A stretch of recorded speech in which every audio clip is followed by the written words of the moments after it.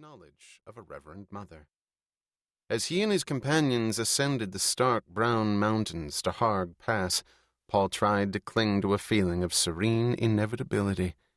The desert made him feel small and humble, in sharp contrast to being cheered as a messiah. He prized each quiet moment away from the devoted followers who chanted, "Muad'Dib, Muad'Dib," whenever they glimpsed him. Before long, when news of the military victories started streaming in, it would get even worse. But that could not be avoided. Eventually he would be swept along by the jihad. He had already charted its course, like a great navigator of humanity. War was one of the tools at his disposal. Now that he had exiled the Padishah Emperor to Seleucus Secundus, Paul had to consolidate his power among the members of the Landsraad. He had sent his diplomats to negotiate with some of the noble houses, while dispatching his most fanatical fighters against the defiant families. A number of lords would not lay down their arms and vowed to put up fierce resistance, claiming either that they would not follow a rebel or that they'd had enough of emperors altogether. Regardless, the armies of Muad'Dib would sweep over them and continue onward. Though Paul sought to reduce and even eliminate the violence, he suspected that the bloody reality would prove far worse than any prescient vision. And his visions had been frightening.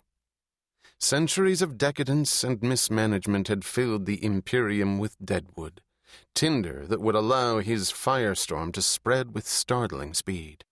In a more civilized time, problems between houses had been settled with an old-fashioned war of assassins, but that solution seemed quaint and gentlemanly now, no longer plausible.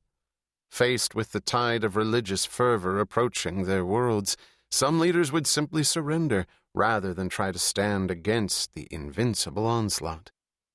But not all of them would be that sensible.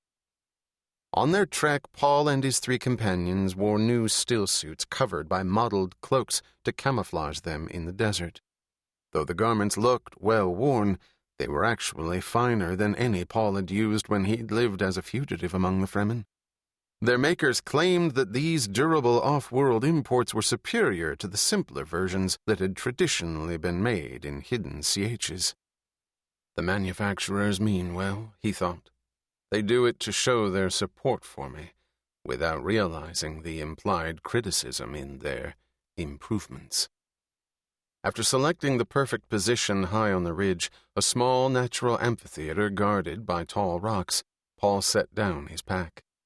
He uncinched the straps and pulled aside the cushioning folds of velveteen cloth with a reverence comparable to what he saw in the faces of his most devout followers.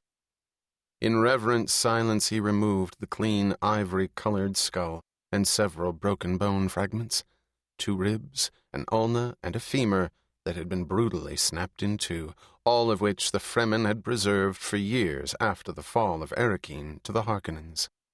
These were the remains of Duke Leto Atreides. He saw nothing of his warm and wise father in the bones, yet they constituted an important symbol. Paul understood the value and necessity of symbols. This shrine is long overdue.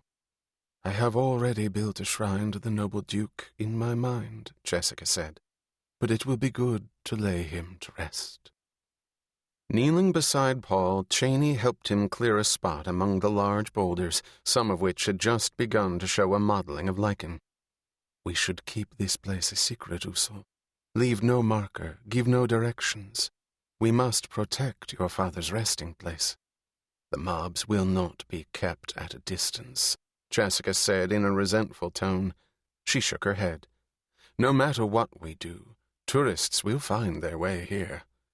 It will be a circus with guides wearing false Fremen clothing. Souvenir vendors will chip off flakes of rock, and countless charlatans will sell splinters of bone fragments, claiming that the objects come from Leto's body. Cheney looked both disturbed and awed. Usul, you have foreseen this? Here, away from the crowds, she used his private CH name. History has foretold it, Jessica answered for him, time and time again.